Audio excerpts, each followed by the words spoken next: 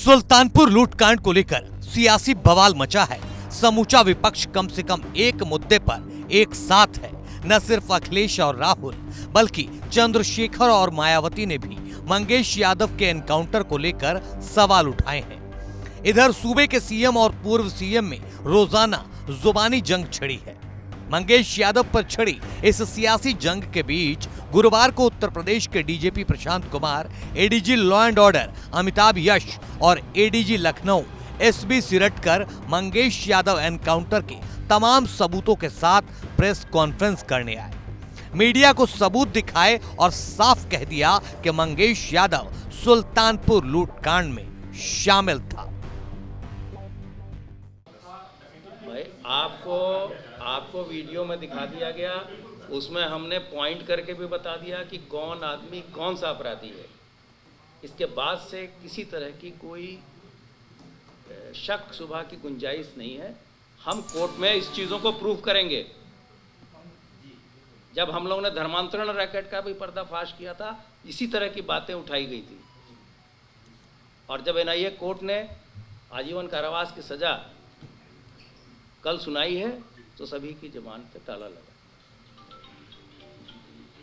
ऐसे बहुत सारे चीज़ें हैं, मैं इस चीज़ों को कॉन्ट्राडिक्ट नहीं करना चाहता। हाथरस केस में इसी तरह से किया गया। फैक्चुअल रिपोर्ट है कि रेप नहीं हुए, फिर भी बताया गया। सीबीआई कोर्ट ने एक्सोनरेट कर दिया। हमारा स्टैंड विंडिकेटेड है। पुलिस जो कह रही थी सही कह रही थी। हमारी किसी व्यक्ति से क्या रंजिश हो सकती है? किसी भी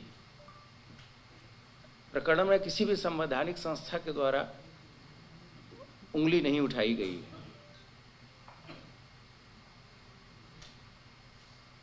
अपराध के प्रति जीरो टॉलरेंस की नीति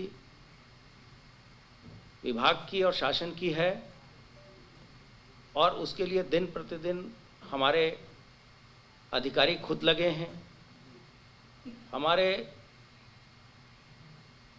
कई साथियों ने सुप्रीम सेक्रीफाइस भी दिया, अपनी प्राणों की आहुति भी दी।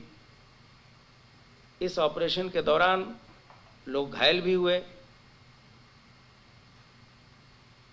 एक ये भी चीज़ें चलाई जाती है कि जब यूपी पुलिस ट्रिगर हैप्पी है,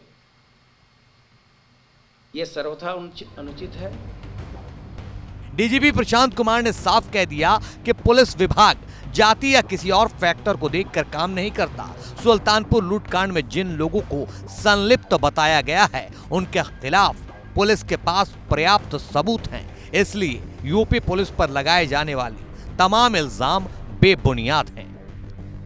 राजनीतिक चीज़ों का कोई इस संबंध में जवाब नहीं है। मैं जहाँ तक आरोप की बात है, इसका मैं पूर्णतः खंडन करता हूँ। मैंने पहले भी खंडन किया है। किसी भी व्यक्ति अपराधी के जाति और धर्म देख के कोई कार्रवाई नहीं होती, और आज से नहीं, ये हमारी भी लगभग 32 साल की सर्विस है। पुलिस एक्शंस हमेशा से होते रहे हैं, और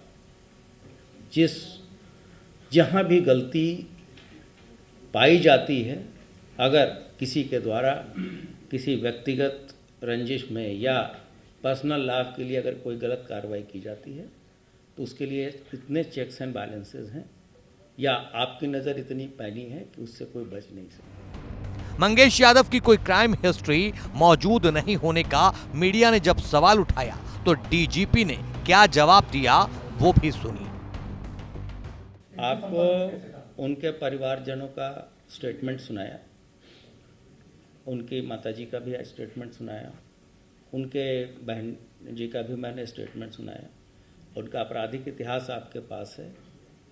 अब इसमें कभी कभी ये भी हो सकता है कि पुलिस की कार्रवाई में किसी का कोई आपराधिक इतिहास न हो।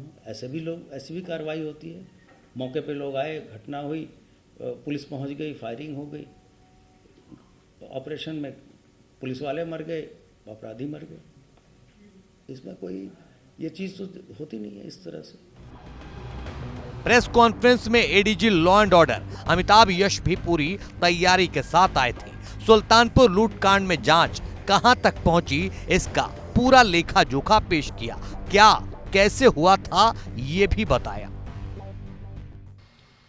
जिस समूह ने घटना को किया, यानी डकैती में जो सीधे शामिल रहे उस दुकान के अंदर घुसे थे, वो थे फुरकान, अनुज प्रताप सिंह, अरबाज, मंगेश यादव और अंकित यादव और शेखर।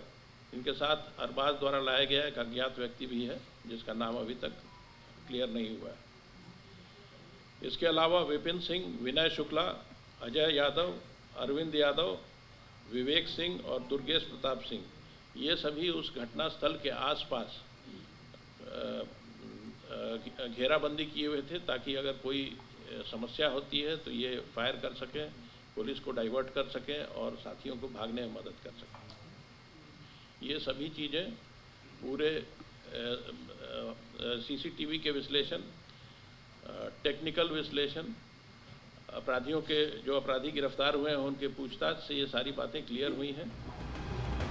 एडीजी लखनऊ ने इसी प्रेस कॉन्फ्रेंस में इस बात की जानकारी दी कि डकैती की वारदात को अंजाम देने से पहले 2 बार दुकान की रेकी की गई थी। घटना में इस्तेमाल 2 बाइक जौनपुर से चुराई गई थी।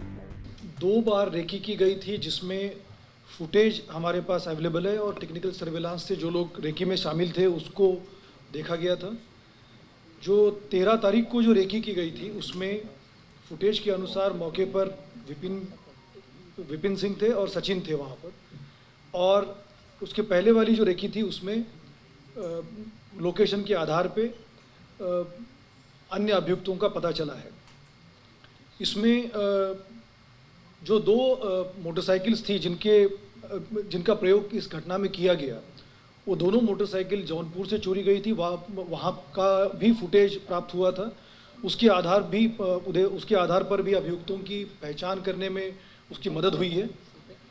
उसके पश्चात जो गेट अवे व्हीकल था जो बाद में रिकवर किया गया, जो बोलेरो थी, वो बोलेरो जो है वो जिस व्यक्ति की थी और जिस अभियुक्त की थी वो भी 2 तारीख की मुठभेड़ में सुल्तानपुर पुलिस ने उन लोगों को अरेस्ट किया था, जिसमें सचिन सिंह, पुष्पेंद्र उर्फ डब्लू और त्रिभुवन, ये 3 लोग इसमें अरेस्ट किए गए थे। डीजीपी ने वारदात वाले दिन का सीसीटीवी फुटेज दिखाकर दावा किया कि मंगेश खुद दुकान में घुसकर लूट कर रहा था। उसने हेलमेट पहन रखा था। अब देखना यह है कि डीजीपी के इन सबूतों और दावों के बावजूद मंगेश यादव एनकाउंटर पर चल रही सियासत थमती है या नहीं।